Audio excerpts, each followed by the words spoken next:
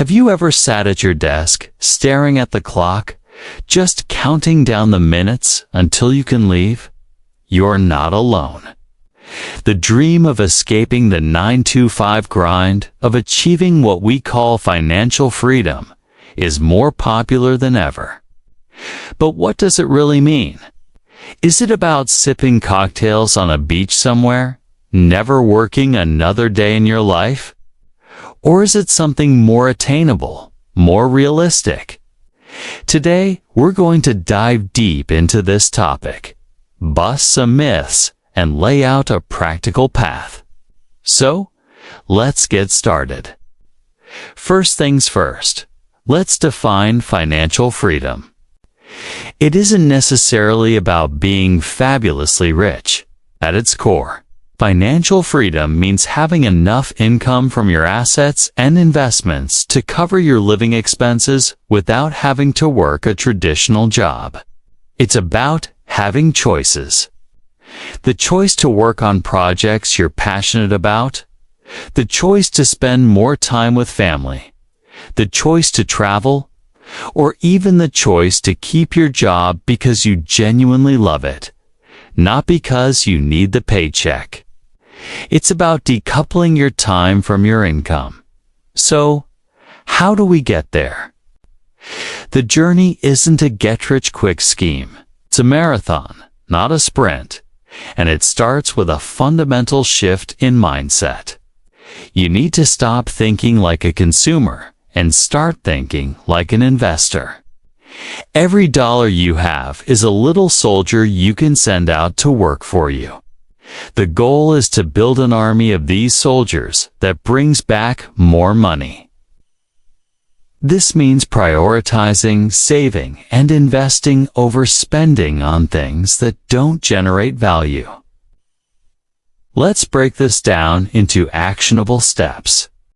The very first step, the one you absolutely cannot skip, is creating a budget and tracking your spending. I know. The word budget can sound restrictive, like a financial diet. But think of it as a roadmap. It tells you where your money is going and helps you find opportunities to redirect it towards your goals. You can use apps, spreadsheets, or even a simple notebook. The tool doesn't matter as much as the habit. Once you know where your money is going, you can start making conscious decisions. Do you really need that daily $5 coffee? Or could that $150 a month be working for you in an investment account? Once you have a handle on your spending, the next critical step is dealing with debt, especially high-interest debt like credit card balances. High-interest debt is like trying to run a race with an anchor tied to your leg. The interest payments are actively working against you, eating away at your ability to save and invest. There are two popular strategies for tackling debt: the snowball method and the avalanche method. With the snowball method, you pay off your smallest debts first to get some quick wins and build momentum.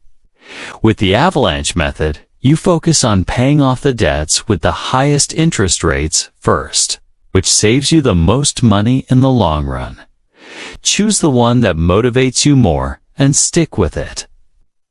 Getting out of high-interest debt is a massive leap towards financial freedom. Now for the exciting part: building your income-generating army. This is where saving and investing come into play. A common guideline is the 50-30-20 rule. 50% of your income for needs, 30% for wants, and 20% for savings and investments. If you can save more, fantastic. The higher your savings rate, the faster you'll reach your goal. But where do you put this money? Just letting it sit in a regular savings account isn't enough, because inflation will slowly erode its value. You need to invest it. For beginners, investing can seem intimidating. The stock market, bonds, real estate. It's a lot to take in. But you don't need to be a Wall Street genius. A great starting point for most people is low-cost index funds, or ETFs. These funds allow you to invest in a broad slice of the market. Like the S&P 500, which holds the 500 largest companies in the U.S. This automatically diversifies your investment, which is just a fancy way of saying you're not putting all your eggs in one basket. Over the long term, the stock market has historically provided strong returns. The key is to be consistent. Set up automatic transfers to your investment account every payday and let compound interest work its magic. Albert Einstein supposedly called compound interest the eighth wonder of the world. It's the process where your investment returns start generating their own returns. It's a slow process at first, but over decades, it becomes an unstoppable force. But what if you want to speed things up? Relying solely on your 9-to-5 income might make the journey to financial freedom a very long one. This is where increasing your income comes in. This doesn't necessarily mean getting a second job and working yourself to the bone. It can be about increasing your value in your current career. Ask for a raise, acquire new skills that make you more valuable, or look for higher-paying opportunities. Another powerful strategy is to build additional income streams. This is the secret weapon for many who have achieved financial freedom. Think about your skills and passions. Could you do some freelance work on the side? Maybe you're a great writer, graphic designer, or programmer. Platforms like Upwork and Fiverr make it easy to find clients.